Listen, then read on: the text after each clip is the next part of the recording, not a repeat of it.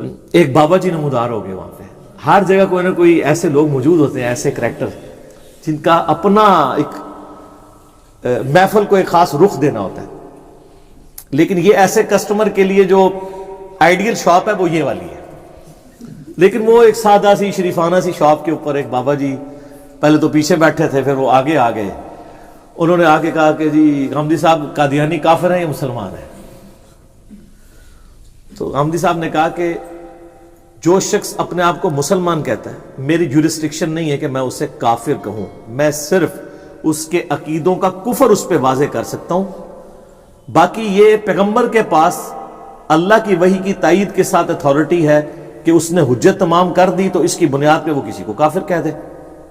تو اس نے کہا نہیں, آپ قادیانیوں کو مسلمان سمجھتے ہیں؟ انہوں نے کہا میں قادیانیوں کا جو ختم نبوت والا عقیدہ ہے, چاہے وہ ہو یا کشف اور الہام کے ذریعے کوئی نبی علیہ السلام کے بعد کسی قسم کی بھی اللہ اور بندے کا تعلق مانتا ہے, میں اس عقیدے کو کفر سمجھتا ہوں. اب اس کے بعد گنجائش رہ جاتی ہے. وہ کہنے لگا نہیں, آپ کہیں قادیانی کافر ہیں, یعنی وہ اپنا لقمہ ان کے منہ میں ڈالنا چاہتے تھے. انہوں نے کہا میں اس عقیدے کو کفر مانتا ہوں لیکن کسی کو کافر کہنے کی جورسڈکشن میرے پاس نہیں ہے. تو پھر وہ میری طرف ہو گئے. انہوں نے کہا جی انجینئر صاحب جواب دیں گے. ان کو تو پتا انجینئر صاحب پھر کی کرن گے, تو وہی کٹن گے نا کرنا ہی چوں. تو اچھا, یہ اس دوران جتنے سوالات ہو رہے تھے میرے بھائیوں کو پتا ہے, مجھ سے جو بھی بڑے عالم کی ملاقات ہوتی ہے وہ ایک چیز ضرور فیڈ بیک دیتا ہے کہ جی میں جب بھی کسی بڑے بندے کے پاس بیٹھا ہوں نا تو میری عاجزی عروج پر ہوتی ہے. ویسے آپ لوگ جب آتے ہیں نا تو آپ لوگ تو میرے سیدھے ہو جاتے ہو نا, میں اس طرح نہیں کرتا ہوں, خاموشی سے. وہاں بھی کئی سوال مجھے پٹ ہوئے, میں نے کہا غامدی صاحب بیٹھے, میں نے کیوں جواب دینا, یہ دیں گے. ایک آدھ کا میں نے زبردستی جب انہوں نے زور لگایا تو دیا. لیکن یہاں مجھے نظر آیا کہ یہ بابا جی جو ہے نا یہ میرے گاہک ہے. میں نے غامدی صاحب سے کہا جی آپ اتنی دفعہ مجھے کہہ چکے ہیں جواب دو, تو اس کا جواب میں ان کو دیتا ہوں. تو میں نے ان سے ایک سمپل کوشچن پوچھا. میں نے کہا جی آپ نے میری ویڈیوز دیکھی ہیں؟ کہتے ہیں ہاں جی بہت دیکھی ہیں. میں نے کہا وہ لا الہ الا اللہ اشرف علی رسول اللہ اور چشتی رسول اللہ والی ویڈیو دیکھی ہے؟ کہتے ہیں ہاں جی دیکھی ہے. تو میں نے کہا اس کے جواب میں جو بریلویوں دیوبندیوں نے جسٹیفائی کیا ہے ان کلمات کو, وہ کراچی کے ایک مفتی نے, کہتے ہیں ہاں جی میں نے وہ بھی دیکھی ہے. تو میں نے کہا پھر آپ کا کیا خیال ہے؟ کہتے ہیں نہیں میں نہیں ایگری کرتا. میں نے کہا نا, آپ بتائیں جو ان کلموں کا دفاع کر رہے ہیں وہ کافر ہیں یا مسلمان؟ کہتے ہیں میں کیسے فیصلہ کروں؟ تو میں نے کہا آپ اور غامدی صاحب ایک مذہب کے اوپر ہیں, آپ بھی تو نہیں فیصلہ کر رہے نا. تو میں نے کہا آپ اور غامدی صاحب ایک پیج کے اوپر ہیں, آپ کا سکول آف تھاٹ ایک ہے. ہاں میں کہتا ہوں کہ یہ بھی عقیدہ کفریہ وہ بھی عقیدہ کفریہ. تو غامدی صاحب کی ایک عادت ہے کہ وہ عقیدے کا کفر واضح کرتے ہیں, اس کے بعد حکم نہیں سناتے.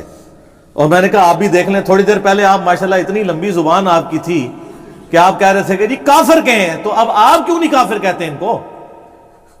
تو وہ خود بخود پھر ان کو بڑی اچھی طریقے سے پھر پوری مجلس ہی جو بولے نہیں دوبارہ سارے وہ اگلے سوال بھی انہیں ختم ہو گئے, کیونکہ انہوں جنی بار بول دینا تھا میں مائک کھوا کے میں جواب دینا سی. تو بلکہ غامدی صاحب نے وہاں پہ ایک دو سوال ایسے چل رہے تھے نا, تو غامدی صاحب نے کہا آپ انجینئر صاحب کو سنا کریں, میں تو بس اس طرح ہی بات کر سکتا ہوں, آپ نے پھکیاں لینی ہیں نا تو ان سے سنیں. پھکی کا لفظ انہوں نے استعمال کیا. انہوں نے کہا یہ پھکیاں دیں گے اور آپ کو جب آپ ایک بار انجینئر صاحب کو سنیں گے پھر آپ سنتے ہی چلے جائیں گے. الحمدللہ یہ ان کی شفقت تھی, اور میرے لیے اعزاز کی بات ہے ایک بڑے عالم کا اس طریقے سے ویڈیوز دیکھنا, اس کے اوپر کمنٹس کرنا, کیونکہ ان کا ایک خاص مزاج ہے نا, وہ اس سے آگے نہیں بڑھتے. ہم تو میں نے بلکہ ان کو ریکویسٹ بھی کیا کہ آپ کئی معاملات میں گرے ایریا میں رہتے ہیں, وہ کہتے ہیں بس میرا کام اتنا ہی ہے لوگوں کو ایجوکیٹ کرنا. میں ہر معاملے میں آپ کو بتا بلیک اینڈ وائٹ بالکل لکیر کھینچتا ہوں تاکہ ایک نوجوان کو راستہ ملے کہ کدھر جانا ہے. اسی دیکھیں لوگ کتنے بولڈ ہو گئے ہیں. وہ جب میرے خلاف علماء ویڈیوز ریکارڈ کرا رہے ہوتے ہیں اتنے بڑے بڑے علماء کے نام اس طرح لے رہا ہوتا ہے جیسے گلی محلے کے. ان کو پتہ ہی نہیں ہے کہ ان علماء نے جو کام ڈالا ہوا ہے, تو میری نظر میں ان کی کیا اوقات ہوگی, میں ان کو کیسے اس طریقے سے رسپیکٹ دوں. گالی نہیں نکالتے, صاحب کا لفظ استعمال کرتے ہیں, لیکن وہ کہتے ہیں پورے پروٹوکول لگائے رحمت اللہ علیہ کے فلاں فلاں کے. تو یہ تو نہیں, ہمیں تو پتہ ہے انہوں نے دین کے ساتھ کیا کام ڈالا ہوا ہے, تو ہمارا اتنا ہی ان کو رسپیکٹ کے ساتھ نام لے لینا ہی کافی ہے. تو یہ ایک وہاں پہ ایک انٹرسٹنگ واقعہ ہوا, وہ بابا جی والا جو ایک مزیدار تھا, اور اس کے اوپر کلیپنگ بھی کی لوگوں نے. ان کو آئیڈیا ہوگا کہ ہاں یار یہ. پھر ایک اور بھائی کھڑے ہوئے, انہوں نے سوال کیا کہ یہ بتائیے کہ یہ قرآن کے اتنے ترجمے ہیں، ہم کس کا ترجمہ پڑھیں، کس کو چھوڑ دیں؟ علماء تو روند ڈال کے بیٹھ جاتے ہیں فلاں کا پڑھیں۔ تو غامدی صاحب نے وہی بات کی جو میں کہتا ہوں، انہوں نے کہا جس کا آپ کا دل ٹھکتا ہے آپ پڑھ لیں، ترجمے میں کسی نے ڈنڈی نہیں ماری، جس نے ماری تفسیر میں ماری ہے۔ اور میں نے اس کا جواب، چونکہ میں ان کی طرف ریفر کر رہا تھا، مجھ سے اگر کوئی پوچھے تو میں تو بارہا کہتا ہوں کہ قرآن کو تو چھوڑ دیں، 10 MA انگلش ہوں جو اردو سپیکنگ ہو، ان کو میں انگلش کا ایک مضمون دوں اور کہوں کہ اس کو ٹرانسلیٹ کریں اردو میں، کیا 10 کے 10 لوگ ایک لفظ ان کا ایک جیسا ہوگا ٹرانسلیٹ کرتے ہوئے؟ مفہوم ایک ہی ہوگا۔